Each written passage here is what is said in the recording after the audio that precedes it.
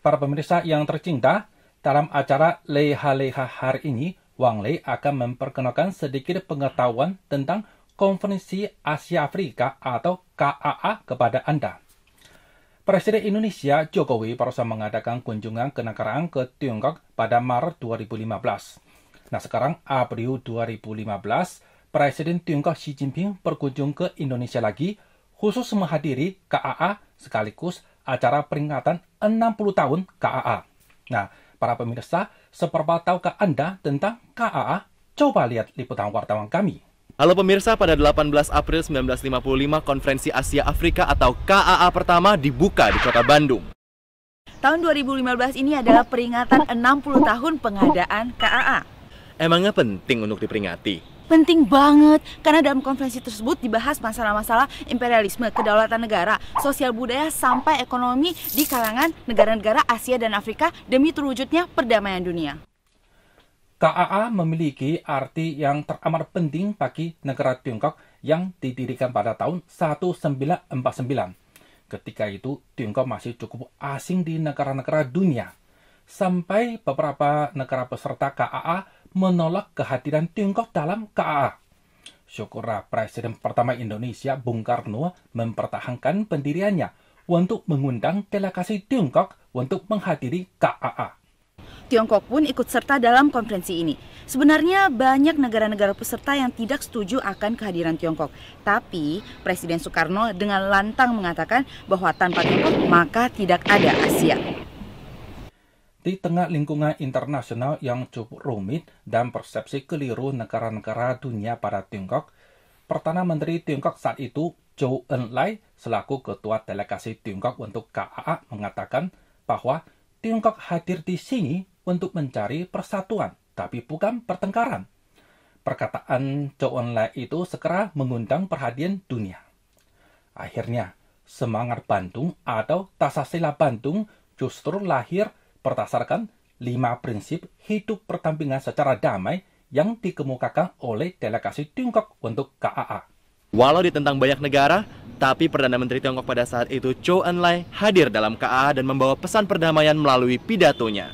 Beliau berhasil mencairkan suasana dan mendapat kepercayaan dari negara-negara peserta sehingga dikenang oleh warga Tiongkok sampai sekarang. Sudah mengerti kan kenapa KAA begitu penting bagi Tiongkok? Sebablah itu adalah pertama kali Tiongkok tampil sukses di arena diplomasi internasional. Makanya sampai sekarang KAA tetap banyak diingat di Tiongkok. Apa sih yang kepikiran sama warga Tiongkok saat menyebut soal KAA? 合作发展中国家希望万隆、周恩来和友谊。我觉得是自由、平等还有合作吧。周恩来总理，印尼还有发展中国家。 Selain itu, KAA juga mencanangkan gerakan non-blok di dunia yang didorong bersama oleh beberapa negara di Asia dan Afrika. Satu lagi yang penting banget nih, Indonesia merupakan salah satu negara pemrakarsa di samping Sri Lanka, India, Pakistan, dan Myanmar. Ayo teman-teman, mana suaranya? I think this 60th anniversary is a changing point.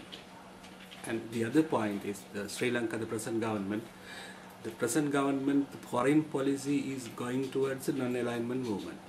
So it's important to Sri Lanka as well. So I think this summit should be go forward. And as a Sri Lankan, I wish all success to this summit. This conference is doing good job in terms of world peace and cooperation among the peoples. And I must say this conference enhanced the unity and cooperation among the African and Asian countries. So I think that was a very unique and very good conference, and especially in Asia Pacific region, right now China's role is very important, and China can play a very vital role because China is the second largest economy of the world and also the biggest power of the world. Presiden Tiongkok Xi Jinping telah menghadiri upacara 60 tahun KAA di Bandung. Nah, pada tahun 1955, persatuan, persahabatan, dan perdamaian mungkin merupakan topik utama pada KAA ketika itu.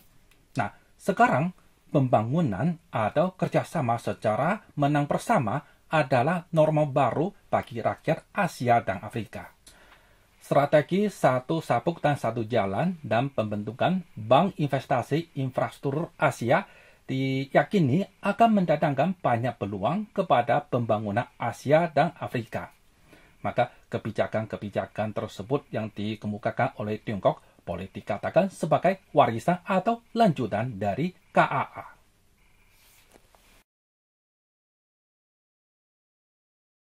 Indahnya dunia tanpa perang, konflik, atau permusuhan. Mari teruskan semangat KAA yang telah diperjuangkan oleh pendahulu-pendahulu kita semua. Untuk hari esok yang lebih indah.